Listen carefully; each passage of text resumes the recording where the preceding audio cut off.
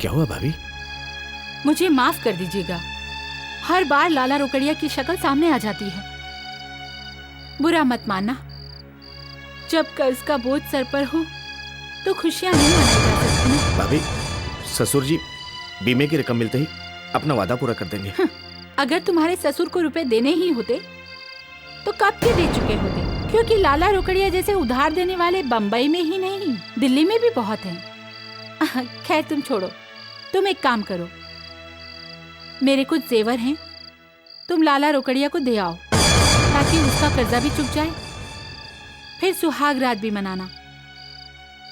मैं नहीं चाहती कि लाला रोकड़िया की बद्दुआएं तुम्हारी सुहाग रात को लगे।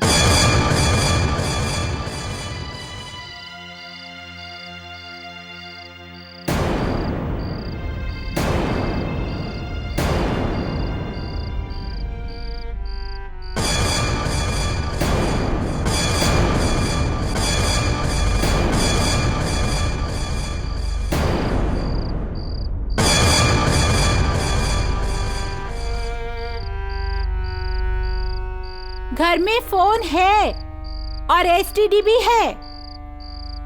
कोई अगर अपने पापा को फोन करना चाहे तो इसमें मनाही नहीं है, क्योंकि जब तक पैसे नहीं आएंगे सुहागरात नहीं मनाई जाएगी।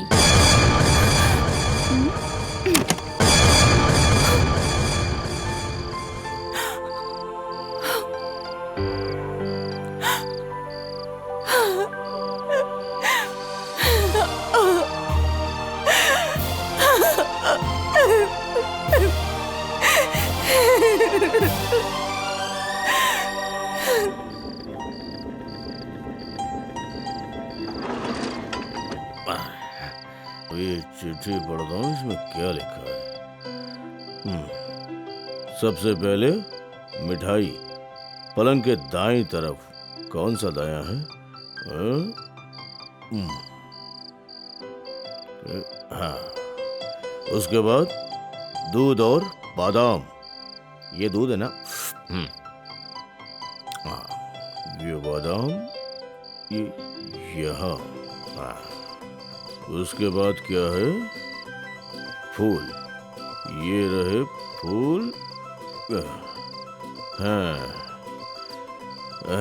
सुहाग का बिस्तर, लेकिन अब सुहागरात सिर्फ समाधि बनकर रह गई है। चलो समाधि पर ही फूल डालते हैं।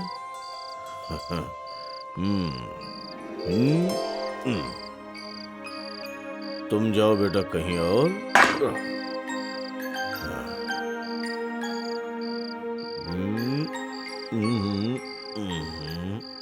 ओहो, हाँ, बढ़िया है। वो क्या है? हम बने तुम बने एक दूजे। अरे रे रे, ये क्या हो गया तुम्हें? ये क्या कर रहे हो? तुमने ही तो कहा था कि आज अपनी सुहाग रात फिर से मनाएंगे, इसलिए हम आकर बेड पर बैठ गए। सुहाग रात में दूल्हा नहीं, दुल्हन इस तरह से बैठती है। दुल्हन बैठती है ना? हाँ। तो फिर हम कौन है? आप तो मेरे दूल्हे राजा हैं। ऐसा मत बोल, शर्म आती है।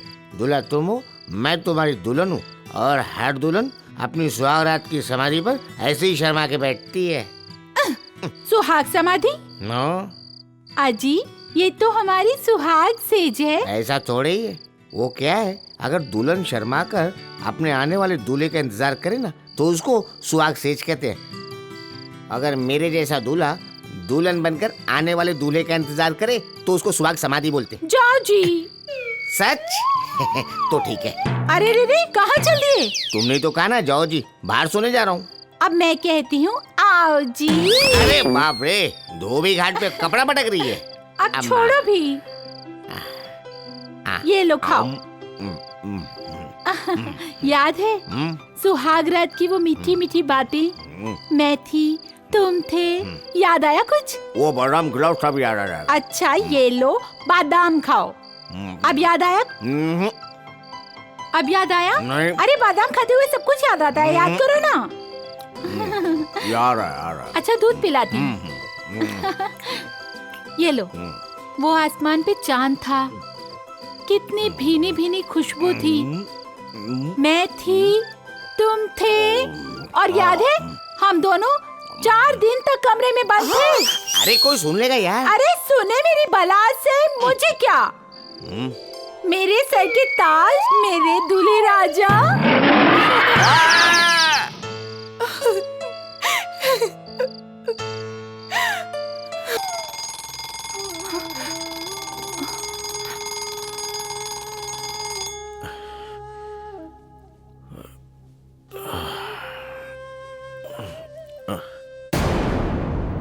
हे भगवान,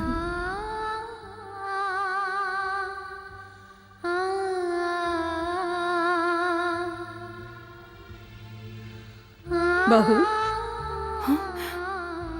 अब तेरी सास मुंह दिखाई के लिए आई है, लेकिन उसके पास तुझे देने के लिए लाचारी और मजबूरी के सिवा कुछ भी नहीं है।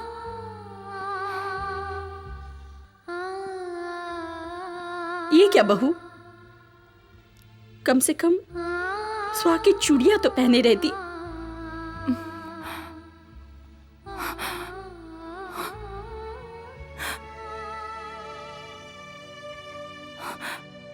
बहू,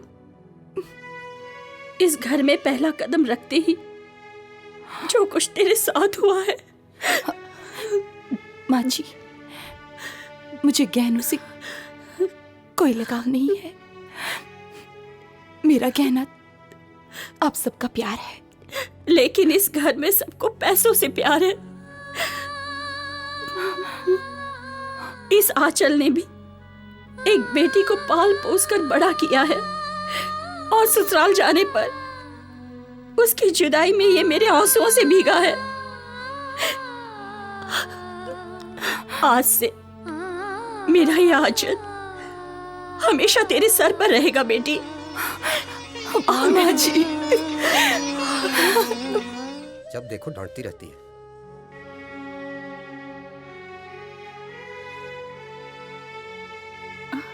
अरे छोटी बहू, तू यहाँ क्यों खड़ी है?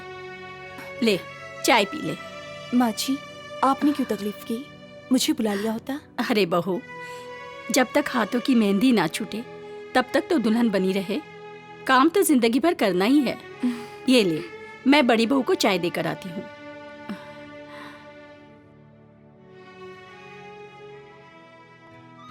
अरे छोटी भाभी, शर्मा रही हो?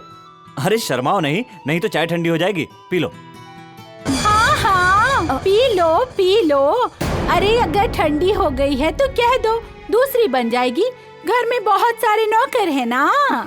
आपकी चाय बनाने के लिए, खाना बनाने के लिए और आपके नहाने का पानी गर्म करने के लिए। हाँ हाँ महारानी जी, एक बात कान खोल कर सुन लो। इस घर में सिर्फ एक ही नौकर है, और वो भी सिर्फ बाहर का काम करने के लिए। अगर इस घर में रहना है तो औरों की तरह चलना होगा। रेखा जी दीदी। किचन का रास्ता दिखा दे महारानी जी को। चलिए महारानी जी।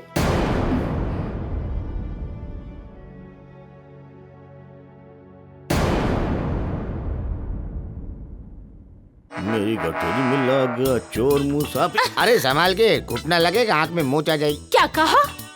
नहीं मैं तो ऐसे ही। ये हुलिया बना के जनाब कहाँ जा रहे हैं? मैं तो कपड़े धोने जा रहा हूँ। कपड़े धोने? तुमसे किसने कहा था? तुमने कहा था ना कि इस घर में सबको अपने हाथ से अपना काम करना चाहिए, इसलिए मैं जा रहा हूँ। मैंने तुमसे नहीं, उससे कहा था। उससे कहा था, इससे कहा था, किसको मालूम? हे भगवान, ये मैं कहाँ फंस गई? मेरे को नहीं मालूम। चुप रहो, चलो जाओ यहाँ से। ये कपड़े कमरे में रखो और दुकान पर जाने की तैयारी करो। ये सरकार ज्यादा दिन नहीं चलने वाली। क्या कहा?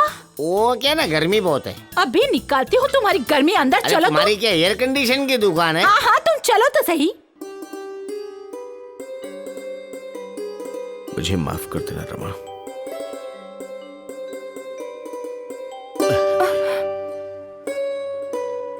महारानी जी। चाची ऊपर चलो। हाँ चलो।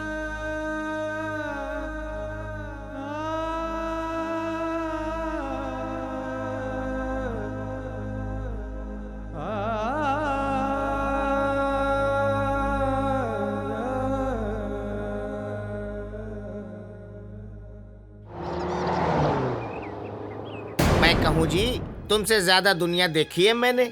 सौदेबाजी तो धंधा करने से पहले होवे है।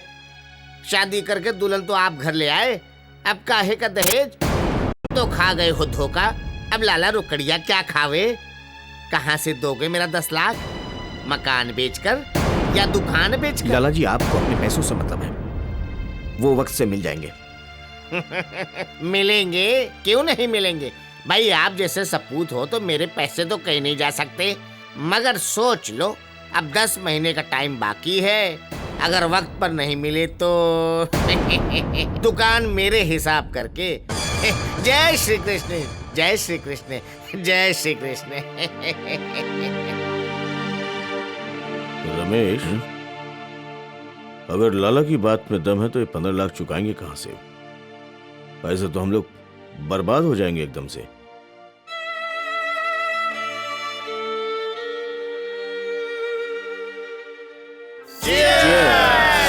कुछ भी कहो दोस्तों, शादी की पार्टी में बिना दुल्हन दुल्हा ऐसे लगता है जैसे बिना बर्फ के विस्की पी लो, पर मजा नहीं आता।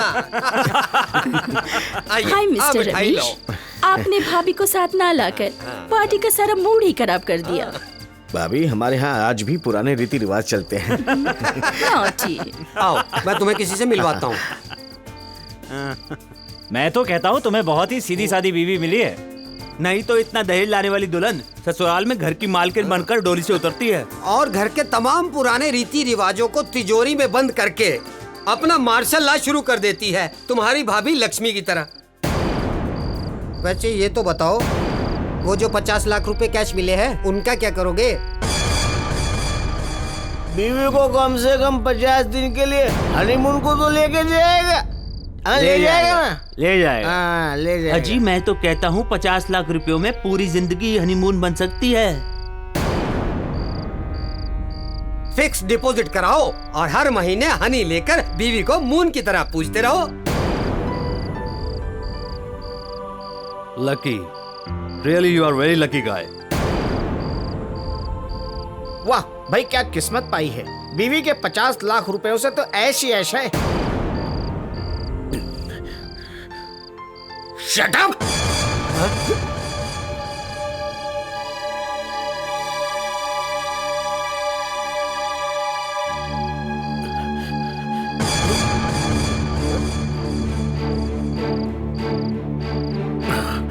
रमेश, क्या हुआ तुझे?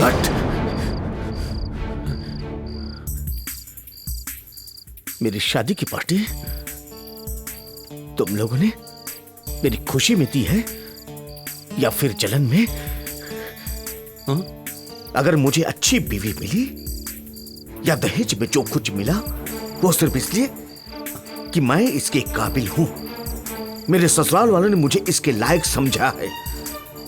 इस शादी के बाजार में तो तुम सब लोग भी तो खड़े थे, मगर खरीदारों ने तुम्हारी कीमत सिर्फ हजारों में लगाई और मेरी कीमत लाखों में लगाई। और एक बात और सुन लो, अगर मुझे 50 लाख रुपए मिले हैं तो मेरे लिए वो रुपए दुल्हन के हाथ में लगी हुई मेहंदी के रंग की तरह से है। हट!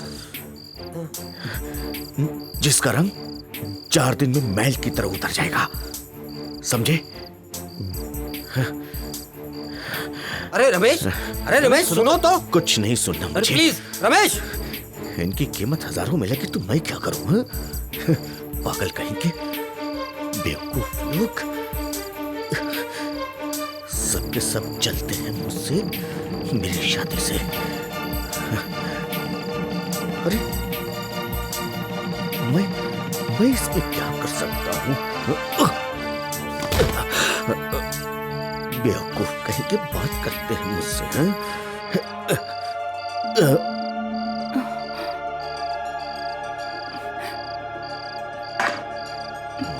सुनिए, आपने शराब भी रखी है? हाँ, शराब पी है। कुछ खा लीजिए। तो लल्ला जी, चलो आओ आओ। मनहूस कहेगी। भाभी,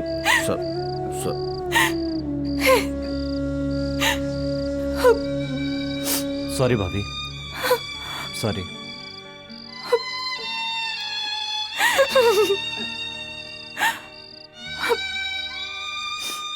सॉरी।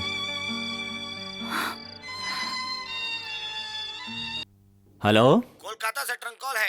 कलकत्ता से? लीजिए, बात करिए। जी।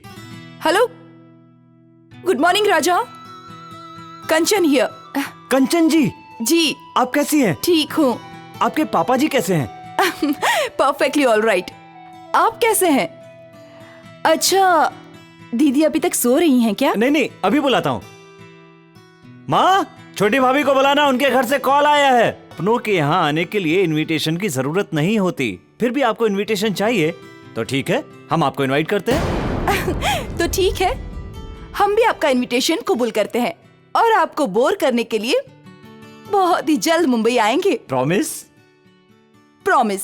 मैं आपका इंतजार करूंगा। लो भाभी आ गई। हेलो, हाय दीदी। कैसा लगा मुंबई? एक दिन में तो मैं अपना घर भी ठीक से नहीं देख पाई हूँ और तू मुंबई की बात कर रही है। तो जीजा जी को तो देखा होगा ना, उनके बारे में ही बता दो। हट, बेशर्म कहीं की। अच्छा, ये भी ठीक है, तो अपने घर वालों के बारे में ही बता दो। सास जी, जेठानी जी, देवर जी, सब कैसे हैं? बहुत अच्छे हैं। ऐसा लगा ही नहीं कि मैं नए घर में और नए लोगों के बीच में हूँ। मुझे यही उम्मीद थी। पापा से बात करो।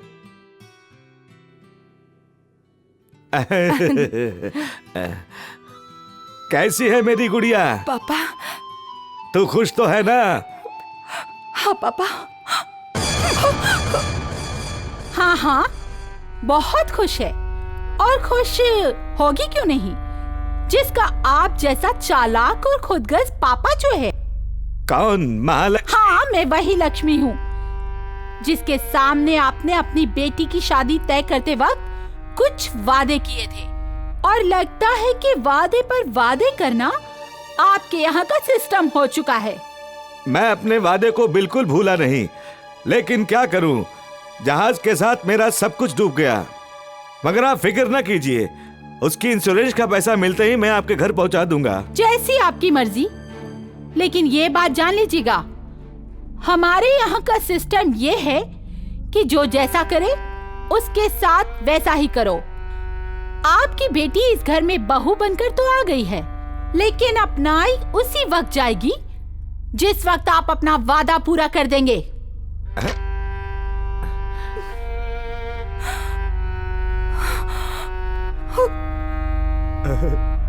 बेटी, मुझे माफ कर देना।